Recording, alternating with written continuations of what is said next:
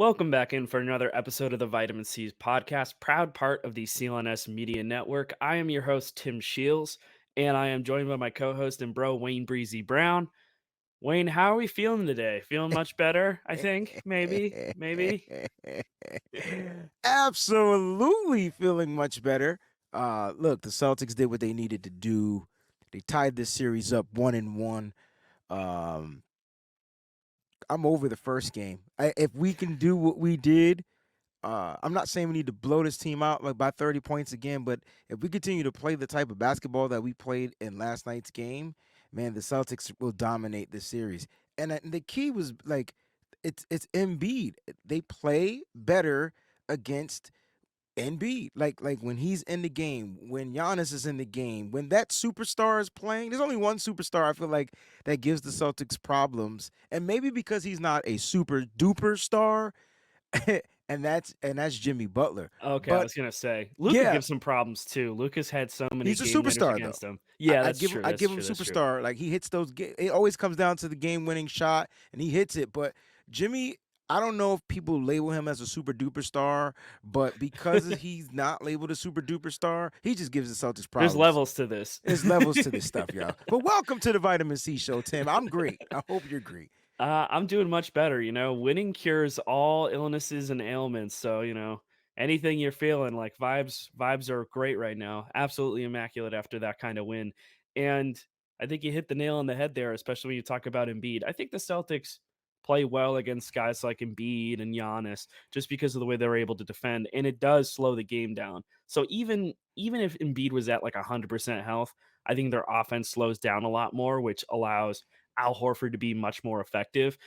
And I talked about this on the pregame show for How About Them C's, but the one thing I was calling for was I wanted them to get Grant Williams involved. Grant Williams was integral, 100% absolutely integral in that win. I'm hoping we continue to see him get more minutes. I mean, he played more minutes in this one game than he did in his two games in Atlanta combined. Played almost 20, basically 29 minutes, 4 of 8 from the field, 4 rebounds, 4 assists, and a steal, a plus 22 on the night, only 2 fouls. And what they did was that I really, really loved was they would sub in Grant when Al Horford was out of the game. So they'd sub in Grant. So and they would line it up so like Embiid gets pulled out of the game, right? Al Horford Hmm. was out there defending him. They'd pull Al Horford out and then they would put Grant Williams in. So like Grant was getting a lot of run and they were using his size to keep up with the speed because that was the biggest thing, right? That Philly had going in game 1. They were smaller, they were faster, they were able to get out and run. Their transition defense was a lot faster because they were able to get out and get moving on both sides of the floor.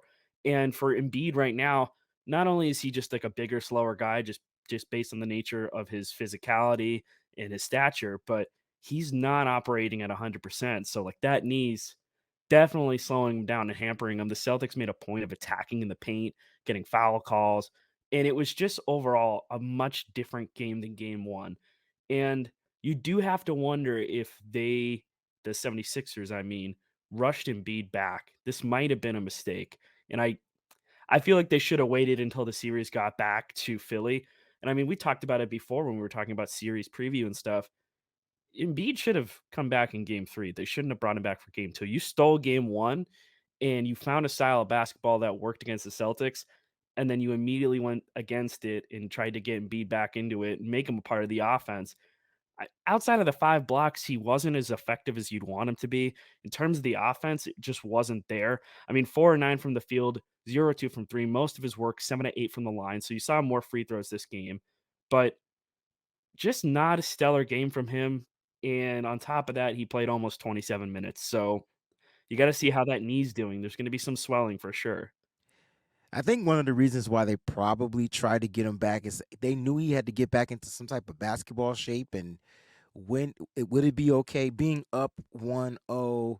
Would that be the best moment to kind of like get him back in? So hopefully by game 3, game 4, he might be into back into some type of basketball shape, but he's gonna deal with the injury regardless. The best thing for Embiid will be to lose, and then he can go home and heal up all the way. But that would be the best thing.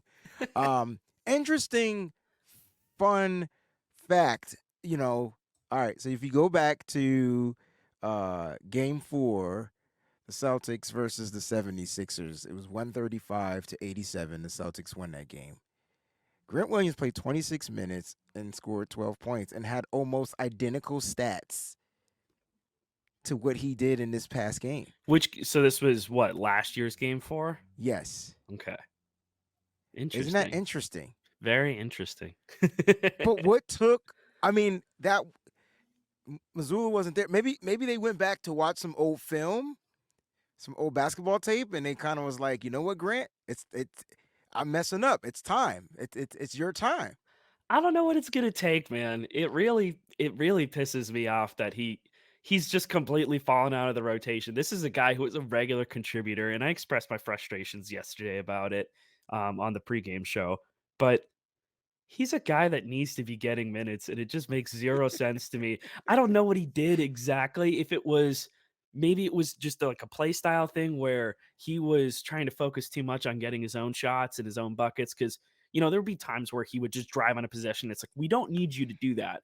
We need you to take threes." And I mean, you look what he did, 4 of 8 shooting, all of Hmm. it from three-point range, and he shot Hmm. 50% on it, and he was, like, super high effectiveness from there, and that's kinda what you want him to do, and maybe that's what the issue was, is that he was getting away from that. He was trying to, add this post up game, and unless you're just catching it on the low block, that's not what you need Grant Williams to do. You need him out there to space the floor. So maybe that's why Joe. I'm searching for reasons, man. I'm searching for That reasons as to sounds a why good. Joe's not giving him minutes. I That's mean, that sounds like you're hitting the nail on the head, right? I mean, he was trying to do something. He was trying to like develop on the spot, and you mm, can't develop. You can't be developing in the playoffs. Like there's no development. You have a role, you play the role, and the more you play the role, and the more successful you are in playing the role, the more minutes you're going to get.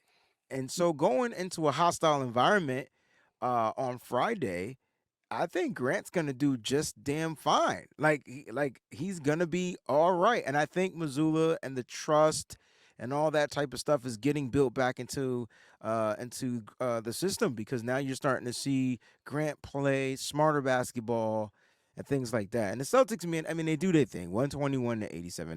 That's what you needed. That's what you wanted to see. Weird game because my favorite player only had 7 points. yeah, weird night from Tatum. 1 of 7 from the field. Overall, he still was a positive. He was a plus 24 on the night, which is the highest plus minus of the entire game. So he was finding other ways to impact the game. 7 rebounds, 3 assists, 2 turnovers, and a block. 5 of 5 from the line. So he was making a point of attacking. Here's the thing, though, only like 20 minutes, Yeah, 19 minutes and 19. 20 seconds of floor time. So you kept him pretty fresh. Most of the starters, the only player that was a starter that went like just over 30 minutes was Jalen Jalen Brown. Brown. His 30 minutes and 3 seconds. So everybody else, they made sure to pull him off the floor, which I felt was awesome. I mean, Rob didn't even break 22 minutes. So you've got all of these guys who you played well enough, you blew the doors off of them, and you're able to give those guys a little bit of rest. And I think that's huge. And the same goes, I mean, for the 76ers in that sense, because Joel Embiid's still recovering. He got those 26 minutes of floor time, but for a guy who's recovering from LCL injury, he's come out and said in his post game, "Yeah, this injury. I should be out 4 to 6 weeks." And it's like, dude, then why are you playing? I don't He's understand. trying to prove to his team that he's no, you know, Yeah, but I he's not get it to an soft. extent, That's but dude, yeah. I just want to make sure I'm saying stuff. No, I get you. I get you. No, it's It's got to fine, be man. that, right? I mean, it's got to be that. I mean, It's he's the toughness i- thing. league MVP and doesn't play a lot of basketball. They So, completely erased Harden too, by the way. 2 of uh, 14 from the field. That yeah, he just completely evaporated. It was I mean, he got 10 rebounds, which was surprising, but 4 assists, and then besides that, I mean, he did his work from the line. 8 of 10 from the line was where he got pretty much all of his points. So they eliminated him completely from the offensive scheme, and I don't know how much of that is just Joe that's Joe. or I the mean, team bringing the effort, because I feel like it was like an effort problem, and you saw the change in energy and intensity. They really were making a point of just getting out there that's the and key. sticking it to 'em. That's the So ding ding. I That is. I appreciate that you now have the soundboard up and running and that we're running with it 'cause, it's great. It's fantastic. But That was the ding ding. I'm sorry. That was ding, ding. they came with intensity. And that was the whole point. Like all right, game 1. Mm. It was a weird back and forth. All right, you score, we score, you score, we score, we score, you score, blah blah blah. It was just back and forth, back and forth, back and forth. The Celtics shouldn't play that type of basketball. Can't can't build a lead. No, you play defense and you find ways to get them to miss. Mm. Period. Force them to shoot. If they hitting, they hitting. But make sure you playing that good perimeter defense. I'm telling you, the key to this Celtics victory was the fact that Joel Embiid limped his big ass out there on the court. That was the key. That I knew from that Can't argue moment. with that, man. I knew from that moment, I was like, oh, the Celtics got this. I didn't know they were going to win by that much, but I was like, oh, they got this. They want to play against Embiid. They like that matchup. It's a better matchup for Al. He's not stretched around the perimeter all the daggone time. Let Embiid take his threes. If he makes them, okay, good shot. You live with it. You live with it. I don't want Harden shooting, period. And I think the fact that Embiid was a factor on his squad and on our squad because it took the ball out of James Harden's hand. Like that was the issue. Like he had the ball predominantly. Him and Maxey, those two guards, figured out how to play two-guard ball without Embiid on the court. It got others involved. Who's the guy off the bench from game 1 that got them like 17 points? Was it the Anthony Melton? It was probably Melton. I don't know how many points he finished with, 2. but he did He well. Yeah, and they Right. yeah, But completely but my taken out of point it. is you're taking away from the bench so he can't get activated. I'll take what I get from their starters, and I don't expect their starters to play as poorly as they did. I mean, Tobias Harris did lead them in scoring with 16. He's going to get off because you allow the third, fourth person to do their thing. Like it's take away options 1, 2, and 3, right? And so Mhm.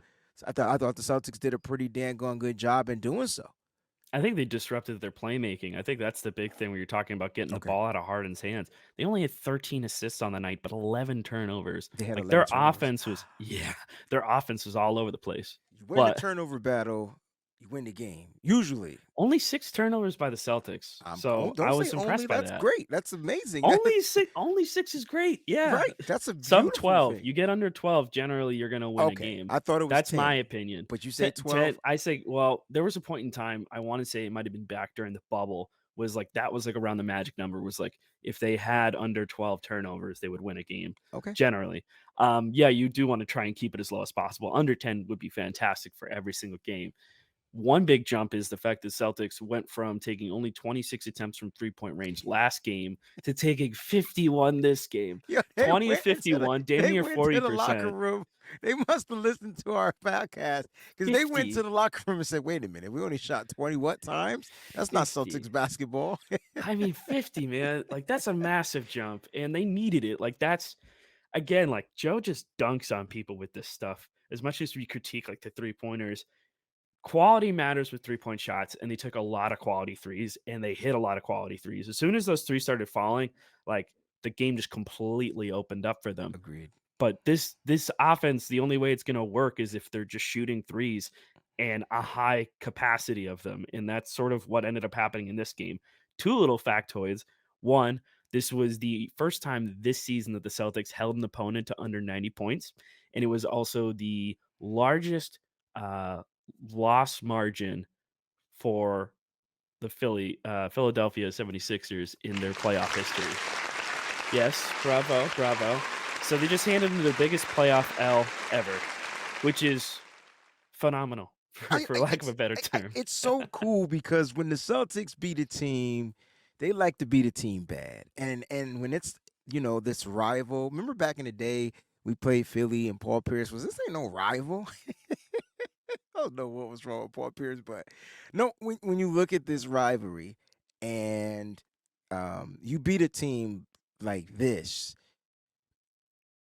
you're sending a message to the league, not to this team. The 76ers and Doc Rivers know if the Celtics show up in their A game, it's gonna be really hard to beat them. If they're shooting these many attempts and they're hitting these shots, it's gonna be really hard to beat them. We can't keep up with their three-point shooting. Even though they're the number one three-point shooting team, I believe, in the league. 76ers have the best percentage, I think, if I'm not mistaken. I could But pull it up for the regular season or just the yeah, playoffs. I think you can pull it for both, maybe, because I know I remember hearing that game one, and I was just like, man, our perimeter defense is struggling that game. But no, it's so cool that the Celtics come out and there's hand a butt whooping, and so now they have something really to build off on, and you can say, well, Tatum, it's time for you to get your stuff together.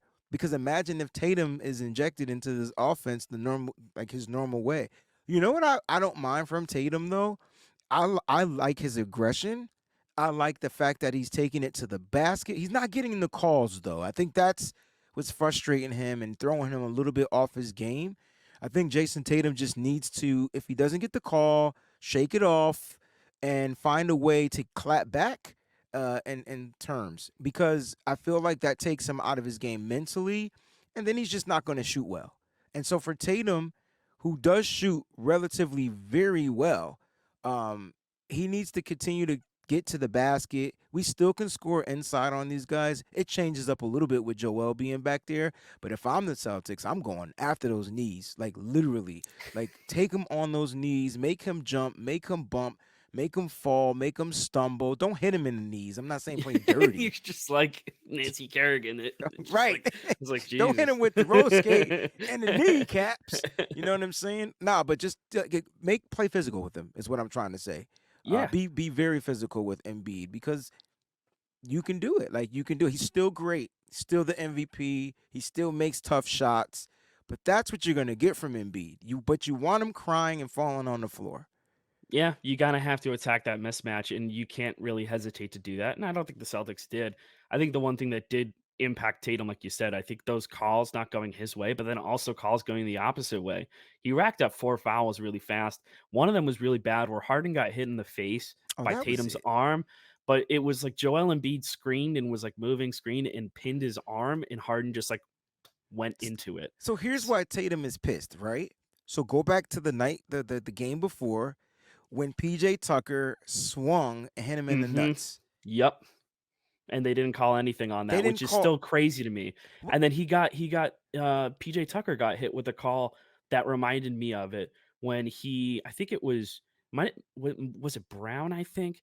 Brown was going to try and set up some kind of screen, or it might have been he was on defense and backed into like PJ or something, and PJ took it personally, and then he just swung his shoulder into him and they called an offensive foul on PJ Tucker, and I'm like, that's a tone setter from last game because Hmm. you let him get away with that kind of stuff, and it's just Correct.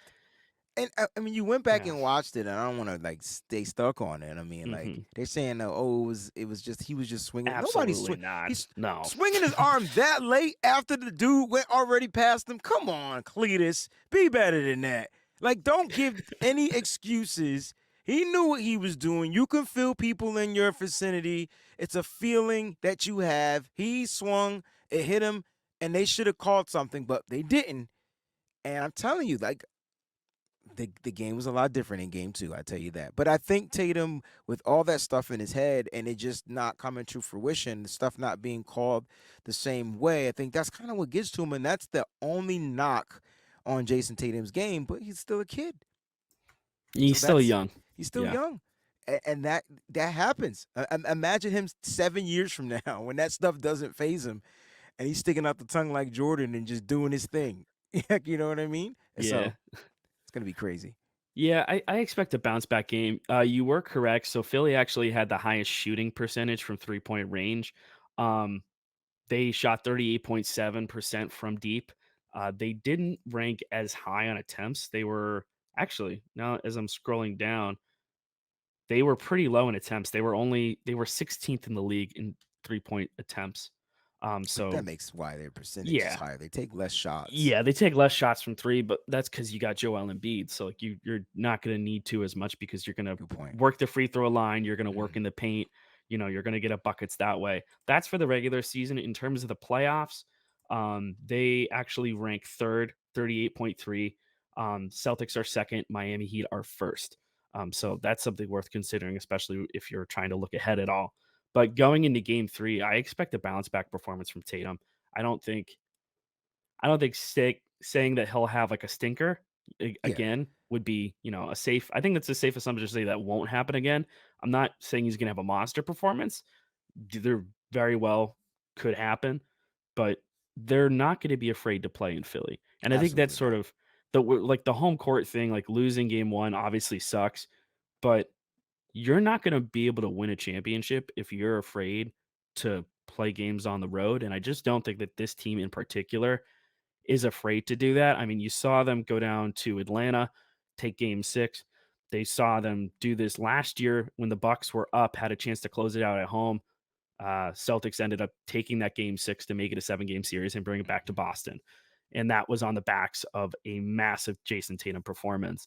I mean, they've done the same thing against the Miami Heat before too. So having the opportunity to go into another person's building and take a win, that's really what it takes to be a championship team. It's like you got to be able to take care of business at home. And when you don't, you learn from it, you move on, you bounce back. And that's really what this team did in game 2. And they did it so convincingly. A lot of people going into the series favored the Celtics, and game 1 kind of made people hesitant. But if they're going to include well, I think there's some people who had, like, really strong reactions to game 1. There are I a lot mean, of people the, did. the, They were like, the, "Oh, this is gonna be a 6 or 7 game series." I'm still for all intents and purposes, I am not moving off of that 5 games. 5-game prediction No, because I wanna see how they respond. I wanna see how they respond in game 3. They take game 3, my prediction is still very much alive and well. I agree. So, we'll see. I agree. But the Celtics showed that they're resilient, right? So resiliency is the key, and it's been that all season long. And if you follow the Celtics trajectory, they lose games when the superstar doesn't play.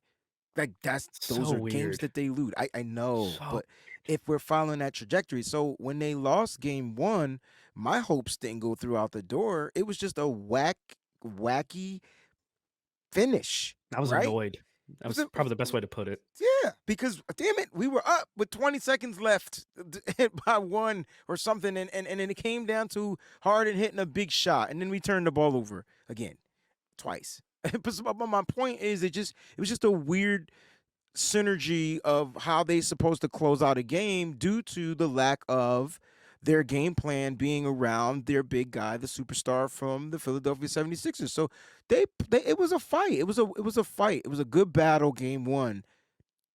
The Sixers only won by 4 points. I told you if the Sixers win a game, which is the one game that I said that they would win, I told you it would be close. That was a damn close game, like Yeah. really close. And now the Celtics just showed you that they can pull away and they can finish, and they could do it without their superstar. Hmm. Like, That's the other thing mm, too. You look at that performance, it's a massive, massive win, like damn near 40 points. And you did so on the backs of pretty much everybody else that's not named Jason good game Tatum. from Malcolm Brogdon, though. We have to give him his props. I also want to give I mean, 6 of 10 from 3. Just like He was feeling monstrous. it, bro. He He was was, and feeling it. Derek White bounced back too. 5 of 9 from the field, Sh- 3 of 6 from 3. Had Marcus a Smart, yeah, also gotta give love to. Marcus absolutely, was so good. That, absolutely. uh, that reverse alley-oop dunk, to kick off the quarter, oh man, that was electric. That's what you do. That's like an energizer. That's a guy who, ignites that culture, and they seem amped up for Every it. time you say a word, I love it. energizer. And And, Grant does it too. You gotta give Grant credit. We yeah, already did, but I'm gonna give credit to Grant as many times as I can. because he deserves it, and he plays his best basketball during the playoffs. Mhm. Yep. When the lights are on, he plays his best basketball during the playoffs. Stats don't lie. And so, look, I really feel like the Celtics are like they just have to stay on their course and their trajectory. And as long as MB plays, you game plan to him, you find a way to negate James Harden, and you ask, Tobias Harris and Tyrese Maxey, come beat me. Like that's the game plan. And so, I mean, because at the end of the day, Harden's gonna hit a couple of threes, and you're gonna be like, God dang it, right? They're gonna find the mismatch, set the pick and roll, let him shoot, and if it goes in, they're happy. At the end of the day, Embiid is gonna get you at least 15 points a game, and you know he's good for at least 130 plus point game. Which game is that gonna be? I don't know, but you know he's good for one. And I think the Celtics just have to continue to figure out ways to counter that. And I feel like they can. I'm not worried about the Celtics in this particular series. I just feel like they have to make sure each and every night that they show up and show out. Don't take the foot off the gas. Don't change up stuff. They know how to beat this team. They have the blueprint. Their team is not much different than from what it was before when they played them. So they have the blueprint, and we have better pieces to help us out. Let Malcolm Brogdon do his thing. At first, I used to get mad when he takes 3-point shots because I'm like, dude, why would you take it? But they go in. Like he just has a weird, awkward ass looking shot, and it It's goes in. flat. It's super flat, bro. Yeah, but it they're just buckets, so it's like I can't even argue against it. It's it's got a his really, shot. like, flat, sharp angle to it, the trajectory. You want him to also be pressuring the rim too, but Yeah, you can't argue against he's one of the best shooters in the league in terms of his percentages from 3 this year. So, you can't turn away from him. I won't. But you did mention Derek White. I thought game one he was terrible. The first half of this game he was kind of like on that Slow. trajectory. Yeah, the shots were not falling, and I was like, "Oh, man, you need a good game from Derek." But then as soon as he started going, the rest of the team gets going too, and, like, Yes, it was everybody started clicking because the threes weren't falling right off the bat. correct. But And you once they know get we're the gonna get a momentum. game where the threes are gonna fall right Oh, off yeah, the like, bat. right off the bat, and that's where it's gonna really make a difference, and that's where you hit on this before, but, you gotta be able to not only get the bucket, but you can't just let them march down the court and just be trading buckets the whole game because that's how you lost game 1. That's how You know, they lost game one. you had a fantastic shooting performance, but then you didn't play defense, so it didn't matter, you Right. know? You shot, like, 70 something percent for the first half, and you're only up by, like, 2. So, you can't have that happen again, and especially going into Philly. It's gonna be a really hostile environment. Super hostile. Yeah, City of Brotherly Love my ass. Like, they're not they are not brotherly love. There is Listen, no love there. trust me. It doesn't even matter the sport. Like it hockey, baseball, Football basketball. especially, Football's the worst. vicious, Super vicious. vicious. I mean, but it's just the way it is, man. I don't know. Their Mhm. city's been scarred or something. Yeah, you know Something's what? wrong. I can't fault him for that. Besides that, before we wrap up, do you got anything else for me today, Wayne? No, man. All the Celtics got to do is continue to stick to their game plan, and if they need to make minor adjustments, Missoula needs to just make sure that he's clear. Make those adjustments, man. They got to win Game 3. It's a must-win game for me. Should be a must-win game for them. They'll take control back of that home court advantage. They win Game 3. Yeah, amen to that, man. Big swing if they take that, and I think going back to Boston, up would be fantastic. I don't think this is gonna be a very long series if they do that. So, besides that, we will go ahead and wrap up the show today. This has been Vitamin C's. Thank you very much for joining us, and once again, proud part of the CLNS Media Network. We'll catch you next time, folks. Cheers. Sign up at FanDuel.com/Boston and make every moment more on America's #1 sportsbook.